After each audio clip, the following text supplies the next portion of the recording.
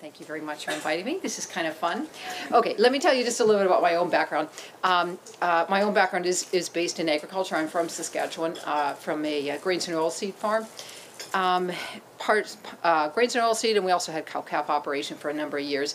I have an ag econ background from Saskatchewan. I worked with Farm Credit Canada for a number of years in Alberta, Saskatchewan, and Manitoba as a banker, giving loans both in sort of food processing as well as in the area of sort of baseline agriculture. And then diversified and went and did a master's down in California and worked in the area of food processing and more of a value-added agriculture kind of base as such, and worked in there for a number of years, came back, and then was very fortunate to come back to kind of a dual role. I started teaching in this area of business planning with land and food systems. We were agriculture sciences at that point, and doing a lot of interesting work with the BC Ministry of Agriculture and Land, specifically with, some of you may have heard of George Geldart. He's still with the Ministry of Agriculture and the Farm Business Management Group. And so did a lot of that work. And a lot of my sort of business planning ideas and motives and stuff like that are sort of based on that kind of stuff. So just to sort of give you a sense of kind of what my background is. So what I'm going to talk about today is this idea of business planning and sort of a little bit of focus associated with business planning, but the more bigger focus is really just on agroforestry and agroforestry ventures, and really how you can use specific tools or assessments to sort of get you thinking and get you know whether these are sort of the right directions for particular options. So I thought what I'd do today is just talk a little bit about the business plan sort of in general overview, but focus on the elements, what I call sort of elements of interest associated with the plan, particular elements of finance and marketing, and as I said, sort of considerations and tools for assessment. Okay, so business planning just in general. When we talk about business planning, it's really a map of where you're going. You're looking at integrating, setting some very specific goals, and then figuring out how to get there. And of course, that's probably where a lot of you are right now, is that you're thinking, okay, I have these ideas. These are sort of, you know, particular ideas. Now I need a map. And why it's really important to think about business planning in that context is because when you're thinking of a map, sometimes you think of, here I am, and that's where I want to be, okay? And it might be a timeline, 2 years, 3 years, 4 years, 5 years. But what happens is the plan is the whole concept of how do you get there? Like, what's your first month? You know, what permit do you need? Those kind of things. And that's what the actual business plan entails. Okay, so there's really 4 or 5 parts of a business plan. Business description, marketing, production, HR, and financial. And as you can imagine, if you're a banker, you're looking at finance, and for all of us who are in production-based, we're looking at, you know, the whole production factor of it. But marketing, this is a big element in terms of this new area in emerging markets such as agroforestry. So I was looking around when I was first asked to sort of talk about in terms of this area of agroforestry. And a long time ago, I did do some work up in the valley with some of the agroforestry people in the Ministry of Agriculture. And so I kind of looked at some stuff, and I came across this report, which you guys have probably all seen, and I know that Dave Trotter has seen, of course, the BC Agroforestry report. It's not that old, a couple of years old. And it talked about that the strongest motivations for people going into this whole area of agroforestry, profit and to benefit future generations. That's kind of a unique combo then. But the barriers identified are very market and cost-oriented. So therefore, I decided, when I'm thinking about what I want to talk to you all about, I think it really should balance on these 2 particular areas of finance and marketing. And when I say balance, it really is like that. It's like this whole area of finance that feeds into marketing, and this whole area of marketing that feeds into finance, and balancing those 2.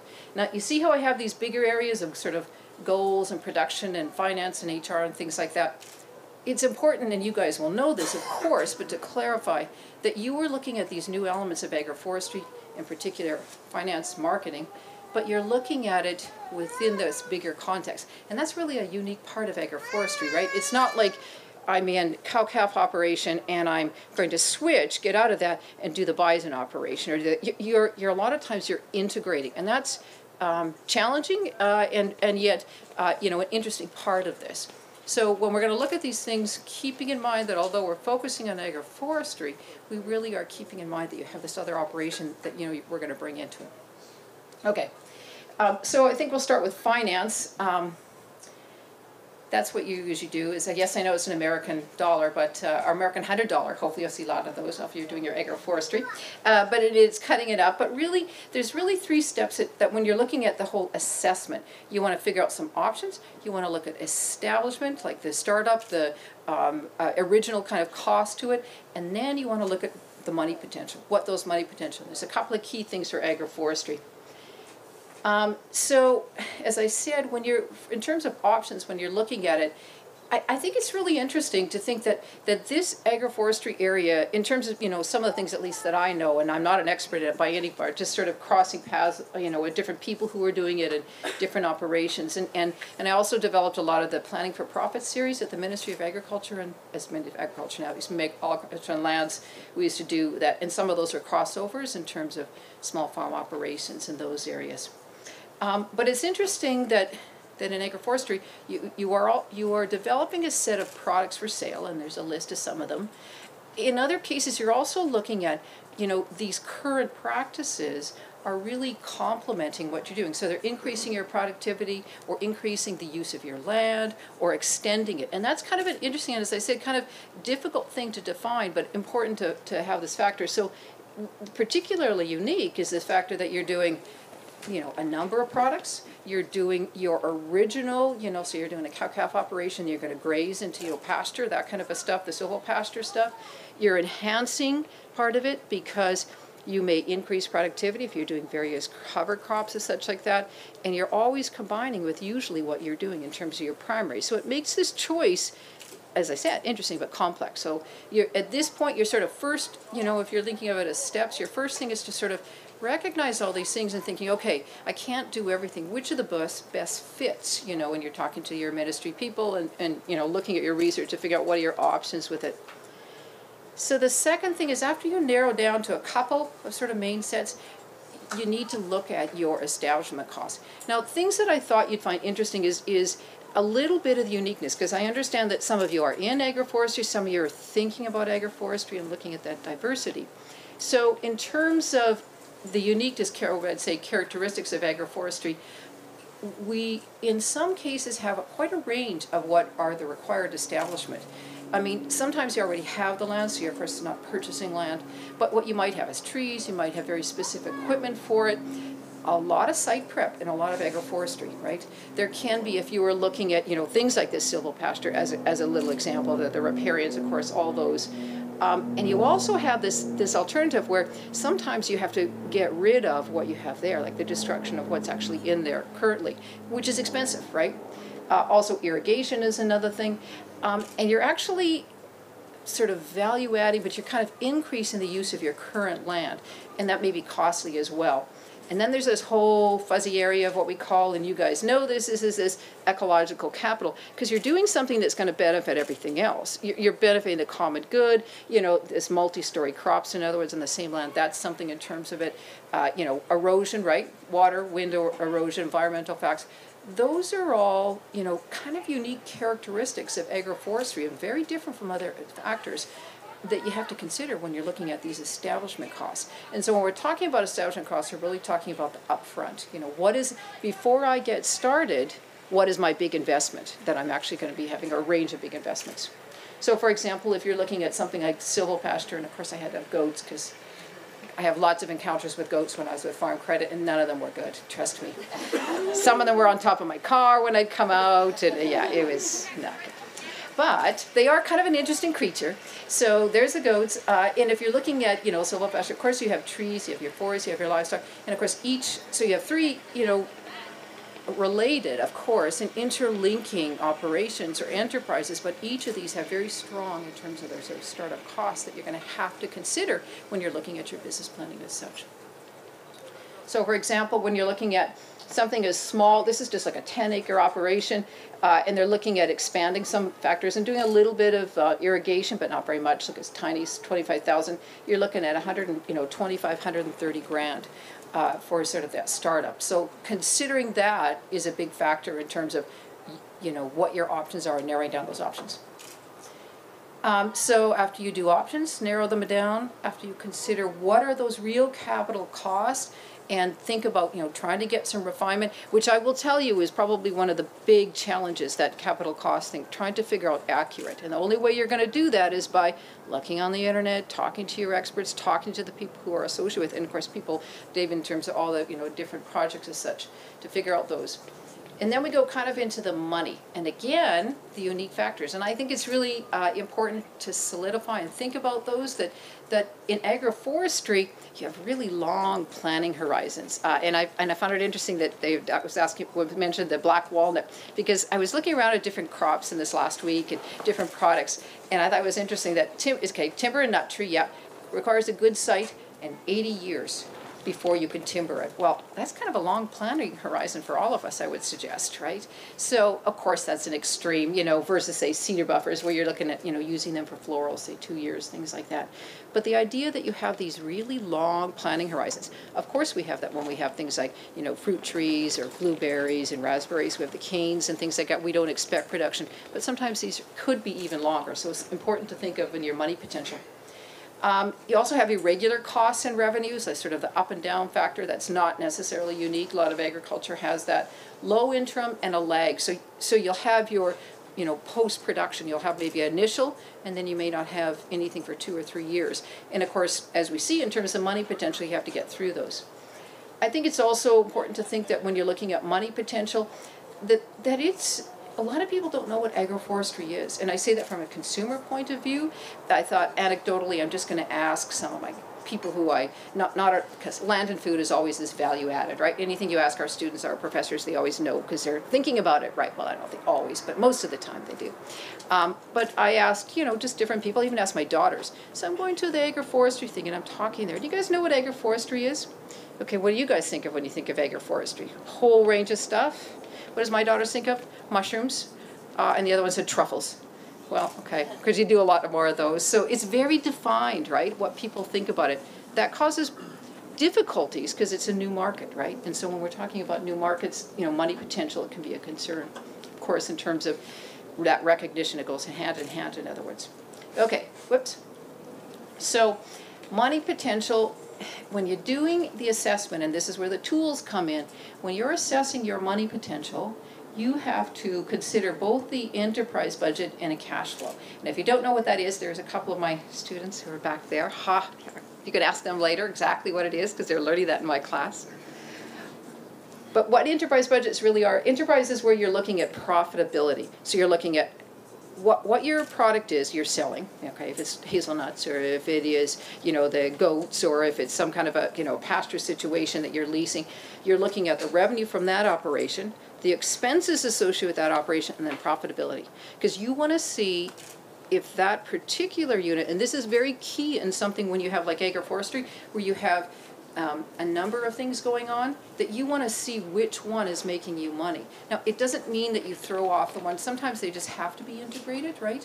But you want to see the pluses and the negatives in terms of the profitability of those different operations. So you do a enterprise budget for each of those.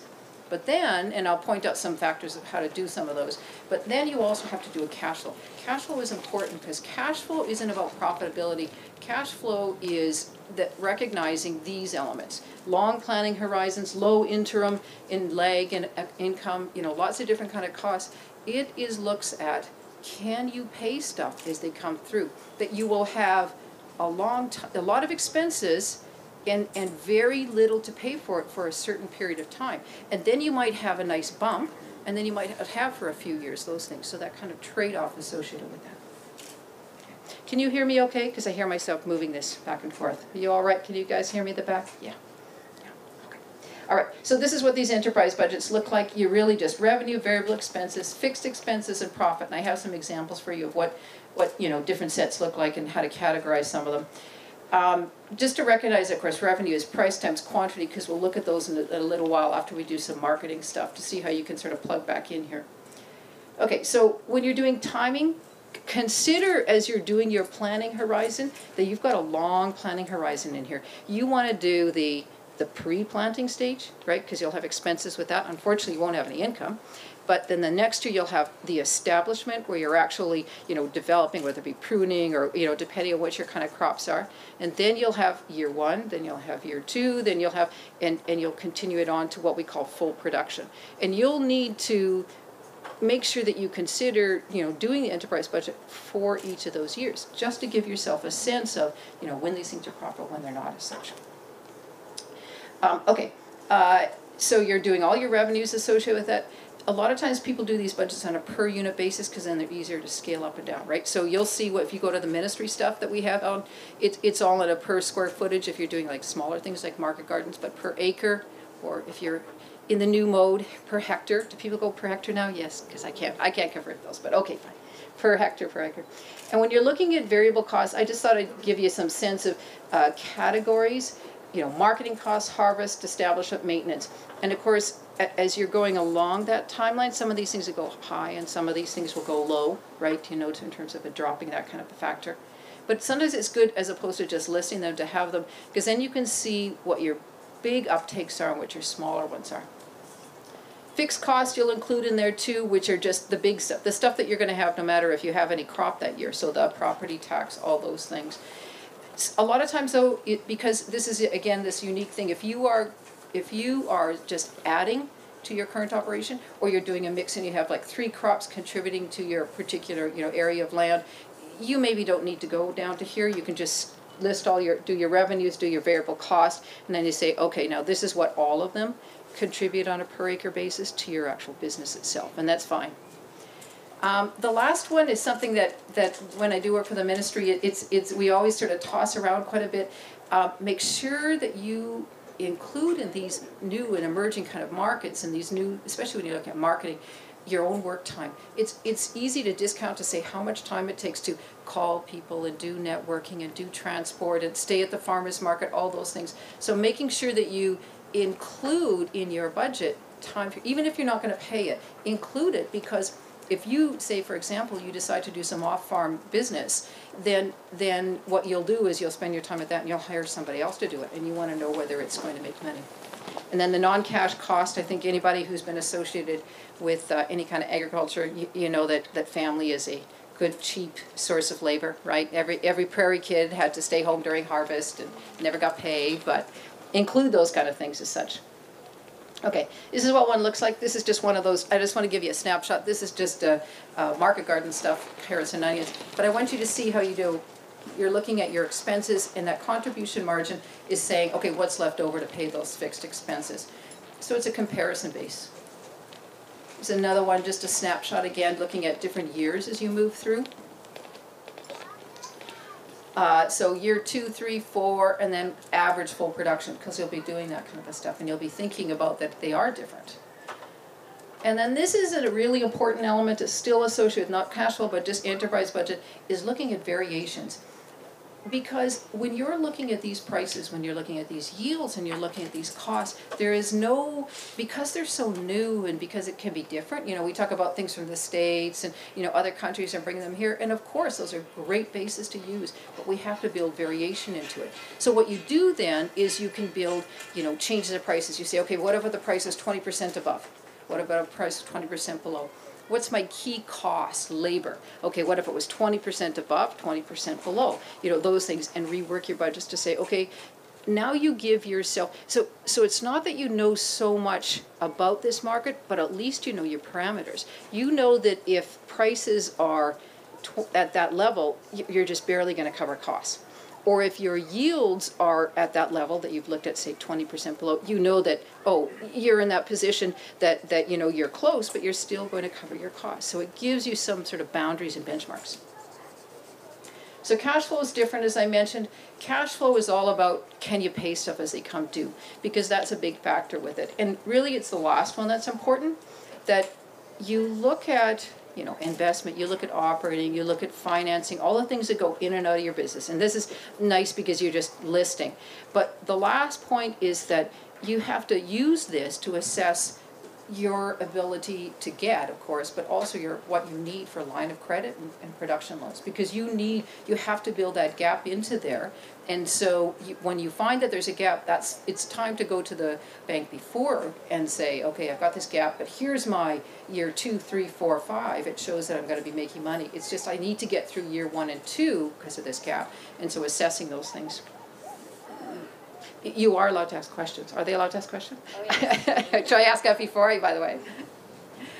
This is just what one looks like. I think it's always good for people to sort of see what they look like. It's a little snapshot of one. Cash flow. And you see, sometimes it's good for your sort of head to sort of see how these things work. Operations, investment, financing, you just categorize them. There's nothing wrong. You just sort of a list through these kind of factors of them. Exciting. I can switch forward. I can switch forward. Oh, good. Okay, so then we go money potential, and this is kind of a good way to look at this money potential. You got your options, you got your sort of startup costs, how big they are in terms of your capital, and then you move and you're looking at your enterprise and cash flow, and really look at them. Like look at that timeline and say, okay, at what point are you actually, like what year are you making profit? Okay, and how much is that profit? And is that profit mean from that point on you're making profit, or is it a an up and down year? When you're looking at your cash flow, which is of course just how money moves in and out of your business, what are you looking at? You're looking at how frequent, how long, and how big are those cash flows, as in that they're negative or they're positive. Because as we all know, sometimes it's okay to have a crummy, cash flow at the first year if all the rest of them are good, right? And so this is the thing that it says. So this is a little key slide to give you a sense of the kind of things that you really need to look at. Because it's one thing to have the tools, but it's the second thing to sort of know what to look for in those particular things. Okay, just a one slide, because hey, I was a banker, I have to put that in.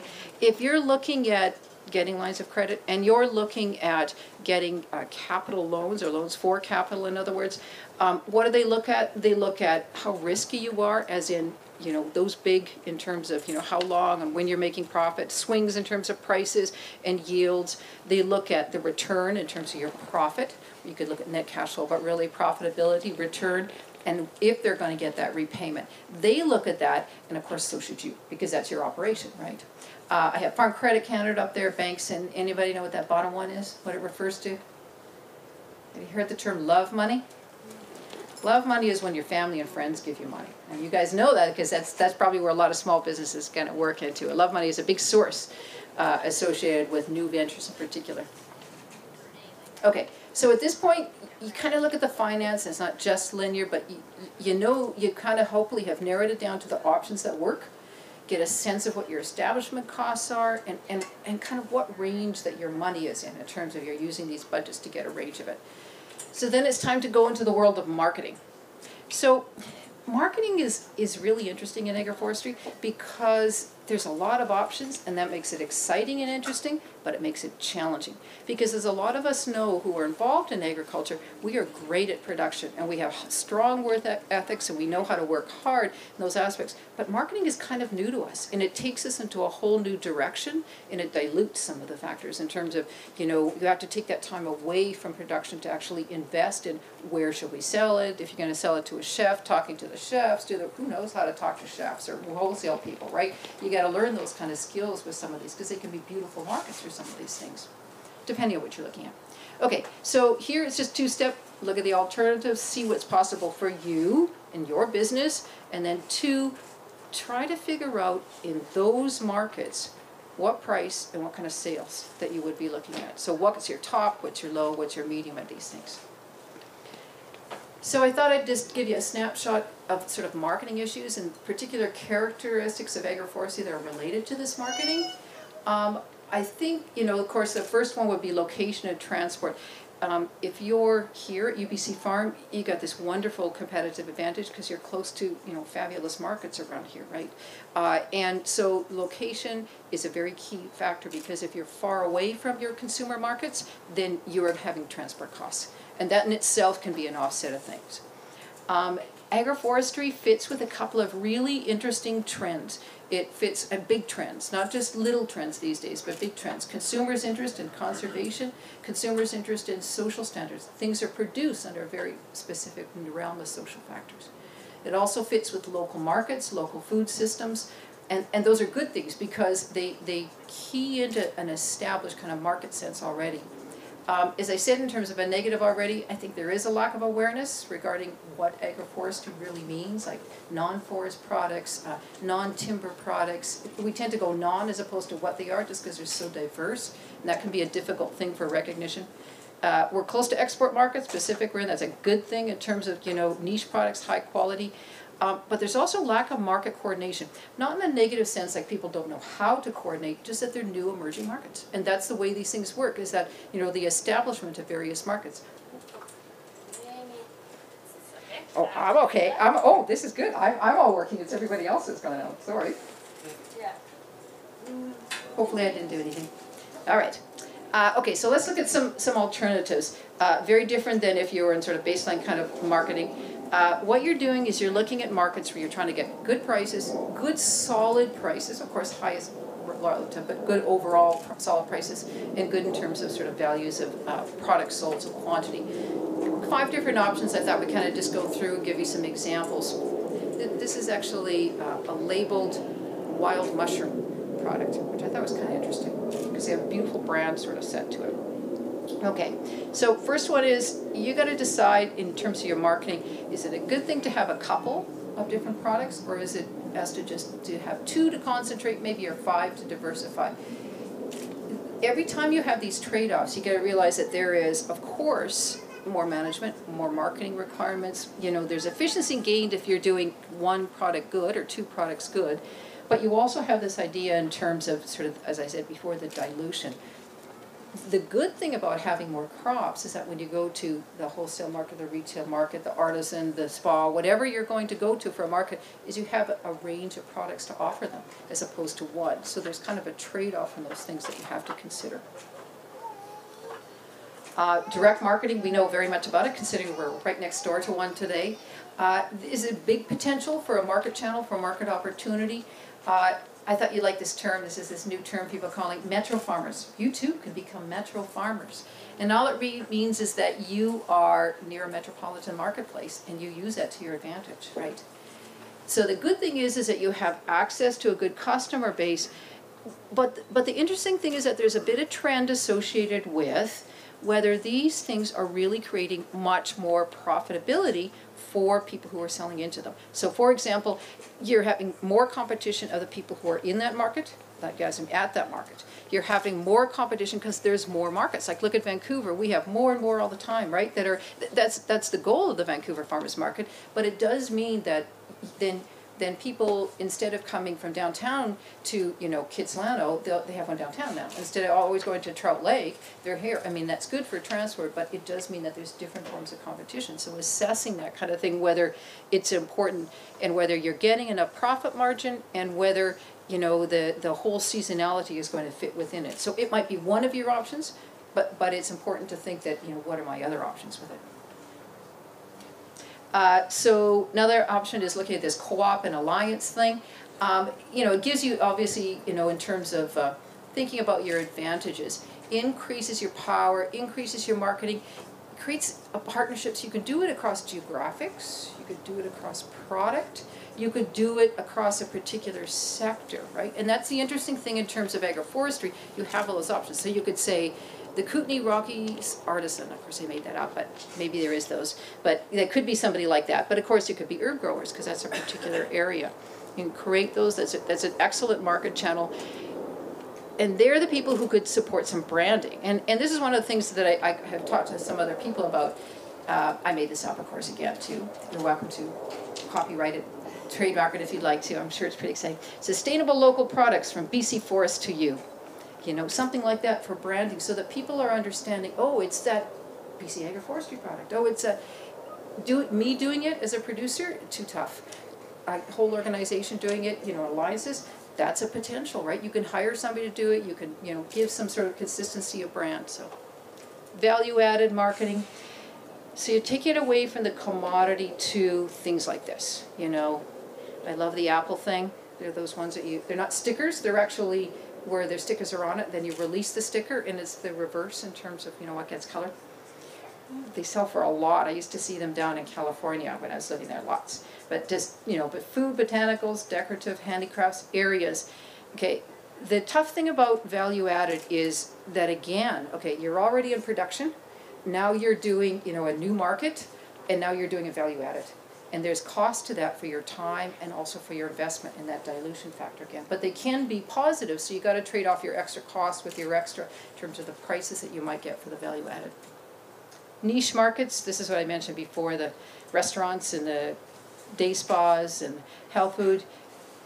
Being first in and having a sustainable long term is good. You don't need 200 spas. You just need 2 or 3 that are really good and linked in your area, and that might be a possibility for, you know, if it's medicinal or herbs or essential oils, those kind of things. Okay, so now you have the idea, best marketing, range of, you know, in terms of your alternatives at cost. It's back to the beginning. So when you're doing these, there's no real right answers in terms of business planning tools, but there are specific tools you can use to sort of get you closer to that answer that fits for you, or the solution that fits for you. So you're trading off, you look at your alternatives, your range of costs, your price and sales that you've got through your marketing stuff. So you figure out, this could work to maybe go into a restaurant and a retail and artisan. And these are the prices I expect. Okay, then you go back to your finance and you look at those options in terms of establishment, the money potentials, and you're actually balancing it. You're doing that what if back and forth. I leave you with that to tell you that there's always competition in the market. There might be the market growing, and there could be a room for both of you.